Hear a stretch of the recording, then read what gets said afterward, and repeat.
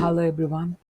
In this video tutorial, we are going to learn how to enable Shopify Data Layer in 2025. As you know, Shopify has recently changed their way of enabling data layer with custom code. So let's see how can we enable Shopify Data Layer with our own custom code. To do that, let me show you the website. This is my website.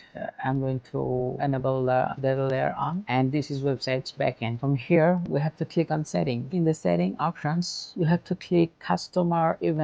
From here, we have to click on add custom pixel. We have to give it a name. You can give any name. Now we have to click on add pixel. Here we have to give a custom code. Let me show you that code. So this is the custom code we're going to use to enable Shopify Data Layer. So here, as you can see, a dummy GTM container ID. You have to replace this with your original one, and after replacing that GTM container ID, you have to copy this whole code and paste it here. So now we have to save these changes. So as you can see, we have saved the changes. Now click on connect here. So pixel is connected. Now it will send the data to your GTM container. So thanks for watching the video. We'll see you in the next one. Bye for today.